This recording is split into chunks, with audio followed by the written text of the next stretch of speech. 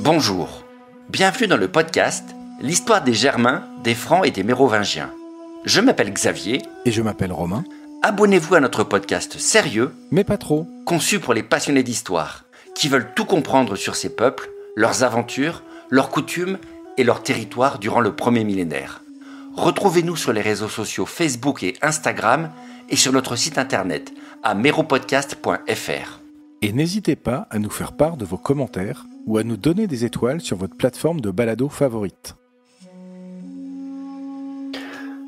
Ceci est l'épisode bonus 50, le sac de Rome.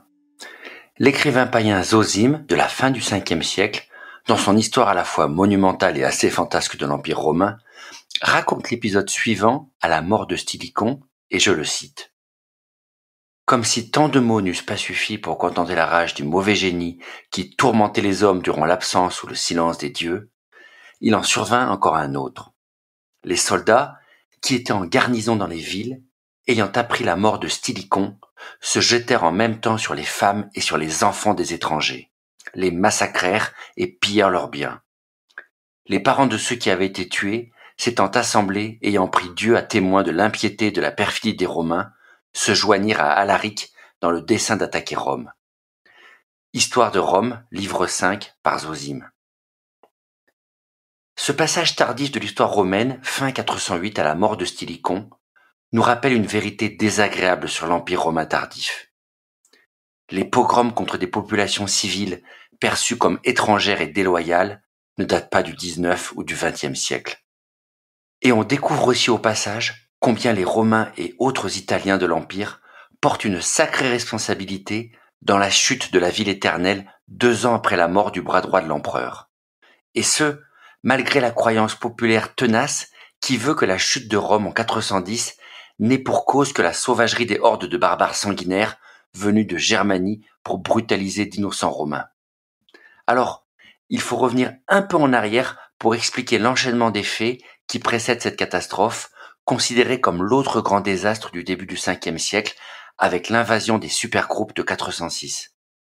Stylicon, le généralissime moitié vandale qui s'est imposé comme l'homme fort du régime impérial d'Honorius à l'ouest entre 395 et 408, a commis beaucoup d'erreurs durant sa longue carrière, commencé en Orient comme officier valeureux au service de Théodose dans les années 80.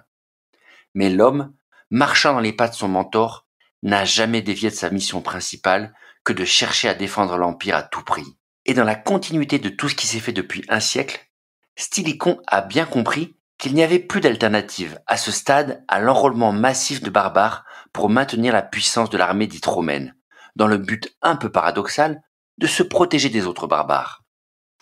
Cette politique, qualifiée de philo-barbare justement par certains auteurs modernes, n'est en rien original en réalité. Stylicon continuant d'installer à l'intérieur du Limès les ennemis d'hier qu'il a su vaincre pour en faire les ouvriers agricoles et les militaires dont l'Empire aura désespérément besoin demain. Mais l'intensité de sa politique d'intégration et de protection de ses populations, comme sa propre personne, lui, l'officier supérieur d'origine vandale, protégé par une garde personnelle composée de 1, tout ça a fini par faire grincer des dents en Italie chez les Romains pur jus.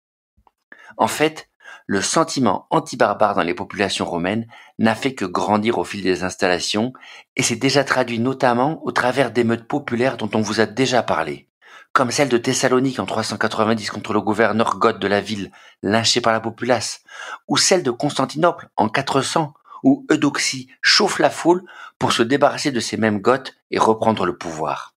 Or Stylicon va payer le prix fort, en tentant d'acheter en 407 l'alliance définitive du chef Alaric dont le peuple a été si maltraité depuis des années par le pouvoir à Ravenne. Car la faction jalouse de Stylicon autour d'Honorius va habilement jouer sur cette xénophobie, utilisant la crainte générale envers les barbares pour perdre l'homme fort de l'Empire. Sa mise à mort, car ses ennemis accusent Stylicon d'avoir voulu enrichir et agiter les barbares, déclenche une nouvelle série d'émeutes contre les ennemis de l'intérieur. Et c'est un véritable pogrom qui est organisé à Rome et dans le reste de l'Italie pour mettre à mort ou réduire en esclavage sa population immigrée d'origine gothique, pourtant installée légalement sur ces terres à la suite d'un accord avec l'Empire. Une sacrée traîtrise qui montre bien que l'intégration de populations étrangères au 5e siècle, bien que phénomène au long cours, ne se soit pas toujours passé dans la bienveillance. Mais la barbarie des Romains, pour employer le qualificatif dans son acception moderne, va leur revenir en boomerang. L'armée d'Alaric va se retrouver renforcée par tous ces Goths rescapés des pogroms de 408 et foudrage envers leurs anciens voisins qui les ont trahis. Et devant l'imbécilité d'Honorius et de ses conseillers, incapables de négocier de bonne foi avec le chef barbare pour enfin trouver la solution d'établissement définitif de son peuple promise depuis 30 ans, le Goth va utiliser sa dernière option. C'est-à-dire mettre le siège devant Rome 3 fois d'affilée pour négocier en force avec l'empereur, avant de se résoudre, devant son intransigeance, à prendre la ville de force pour se renflouer et ravitailler son armée. Le sac de Rome n'a pas eu d'importance stratégique particulière, mais le choc psychologique à travers l'Empire a été immense, avec d'ailleurs la capture de la petite sœur de l'empereur, la princesse Gallia Placida. Mais le plus fort de cette histoire, c'est que la catastrophe aurait pu être évitée si les sentiments xénophobes romains n'avaient pas été montés en épingle par les ennemis politiques de Stilicon à sa mort. Alors, si jouer sur les peurs de ses concitoyens envers les minorités étrangères est une stratégie payante à court terme, elle se retourne souvent au bout d'un moment contre ses auteurs, qu'ils soient du 5e siècle ou comme dans les époques plus récentes.